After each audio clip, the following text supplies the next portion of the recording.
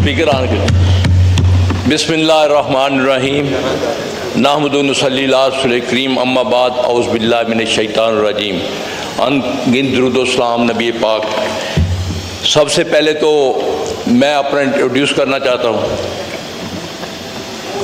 ख्वाजा आसिफ साहब बहुत अच्छी तरह जानते हैं अल्लाह के फजल व करम से और नबी आखिर ज़मां की रहमत से और अपने हल्के के अवाम की अक्सरियत से अल्लाह ताला ने सही फॉर्म 45 जनवरी से मुझे इस हाउस में भेजा है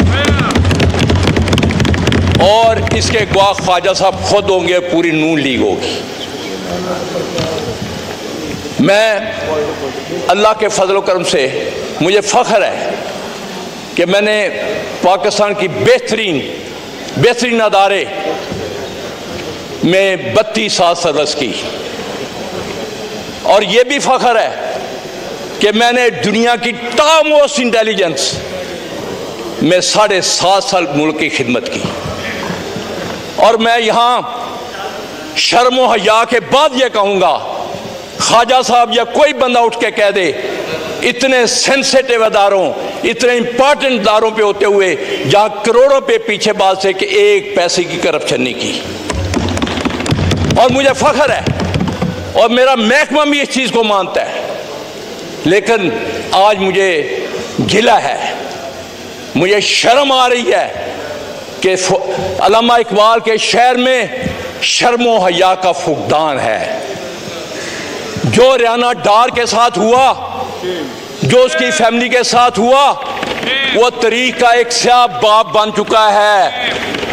मैं दोबारा रिपीट करता हूँ, वो शर्म व हया के साथ सियालकोटी तरीक का स्याह बाप बन चुका हुआ है। उसके बाद हमारे घरों में ख्वाजा सा उठकर कह दे अजीम नूरी जैसा शीफो नफ्स सोमो सलात का पाबंद, उसके घर रात के 2-3 बजे पुलिस दाखिल होती है, बच्चियों को बाहर निकाला जाता है और आज तक शर्म व हया के वो एक दफा मजम्मती लफ्ज नहीं कहे, जबकि मैंने ख्वाजा साहब खड़े होकर कह दें कि इनके लिए आवाज उठाई थी कि नहीं। आज मुझे तकलीफ है, मुझे मेरे महकमे ने जिसकी मैंने खिदमत की, मुझे भी 5 दिन अगवा किया गया। मैं ऊपर अल्लाह के नाम लिखे हुए हैं, झूठे पे अल्लाह ने लानत भेजी हुई है। मैं जो बात कहूंगा एक सही बात करूंगा।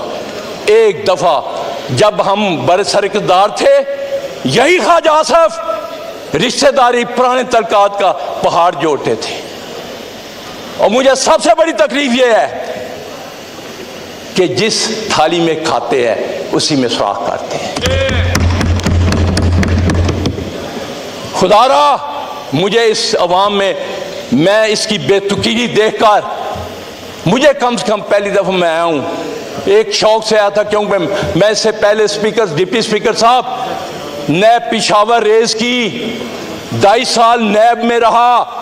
KPK के लोग यहां बैठे हुए हैं और बड़े बड़े लोगों को पकड़ा, क्योंकि मेरा ईमान है कि पानी हमेशा ऊपर से नीचे आता है, करप्शन ऊपर से शुरू होती है। मेरे सबसे बड़े पहले 3 चीफ मिनिस्टर, चीफ सेक्रेटरी साहब का, और वहां गाड़ियां चलनी बंद हो गई थी। उसके बाद कि एंटी करप्शन पंजाब को मैंने रीवैम्प किया, जिसकी तारीफ इनके MNA अभी यहां एक वजीर साहब नहीं बैठे हुए, उन्होंने शहबाज शरीफ को जाकर कहा कि ऐसे बंदों को मत निकालो जो करप्शन के खिलाफ जिहाद कर रहे हैं। हम गुलाम नहीं हैं, हक सच बोलने वाले हैं। ये बजट पे तकरीर मैं करना चाहता हूं, लेकिन मैं आपको बताना चाहता हूं ये बजट स्वाय एक अदादोशुमार का गोरखपन के अलावा कुछ नहीं है। मैं कौन सा फील्ड लूं? किसानों के साथ जो हुआ, ख्वाजा साहब ने एक दफा आवाज नहीं उठाई, मैंने इस हाउस पे कहा और आज भी कह रहा हूं, जिन लोगों ने गंदम बाहर से मंगवाई जिसकी क्वालिटी भी खाने के काबिल नहीं थी, क्यों नहीं आज तक उनको यहां खड़ा किया गया, उनके खिलाफ इंक्वायरी नहीं हुई? एक सैटी को चंद बंदों को सजा देकर सस्पेंड करके कहते इंक्वायरी हो गई।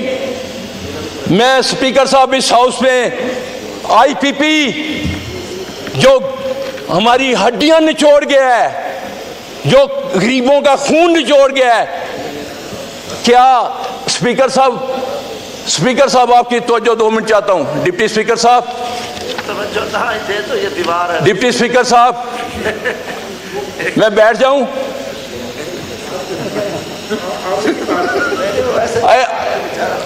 स्पीकर साहब, आईपीपी कौन सा मुल्क है?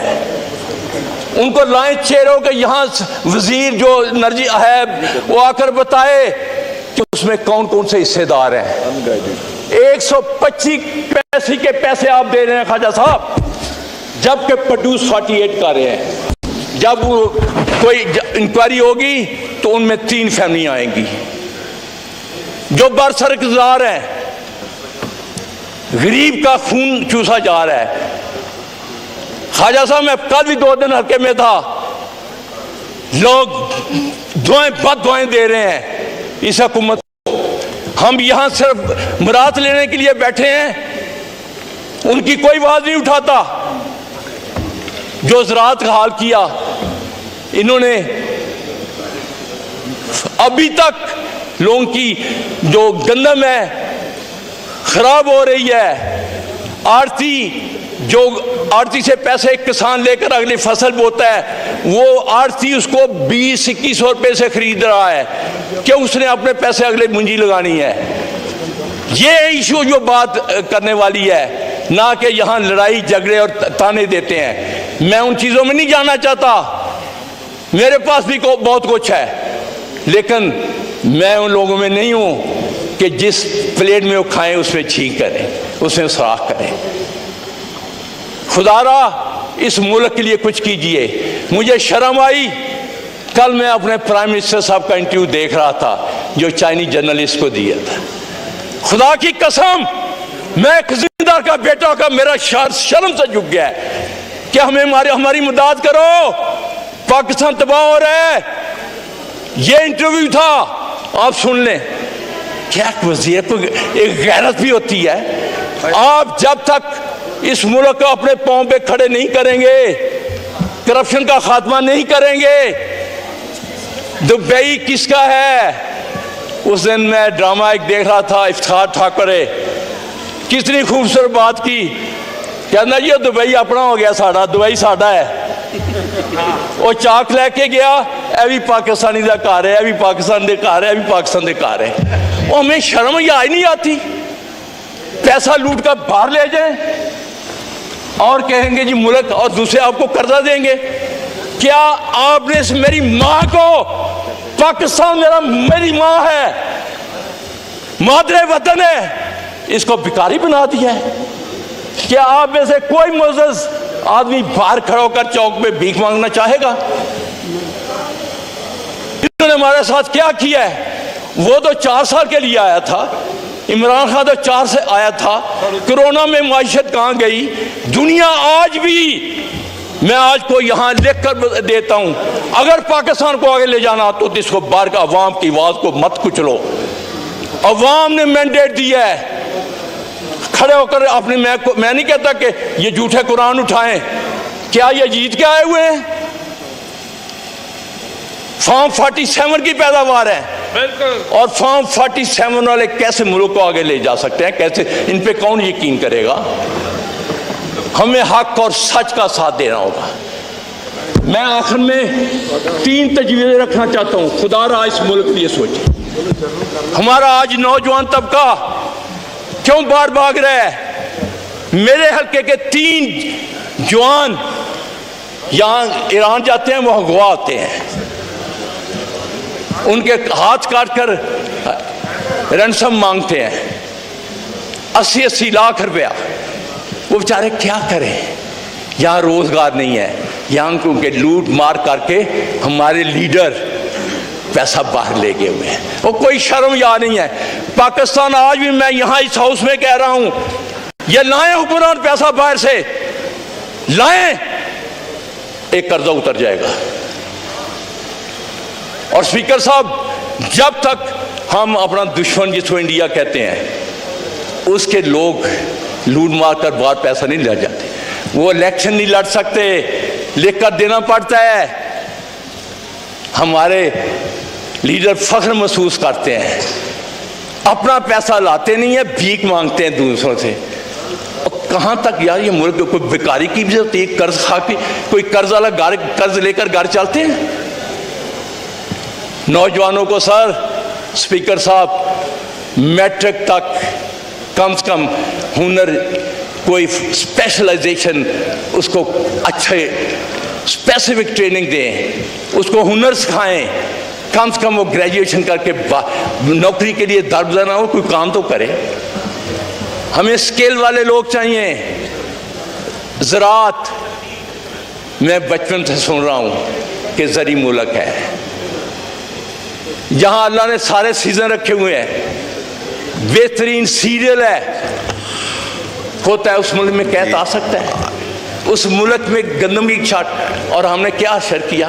और अभी भी शर्म याद नहीं है। जो 5 अरब रखा है वो पता किसके लिए रखा है?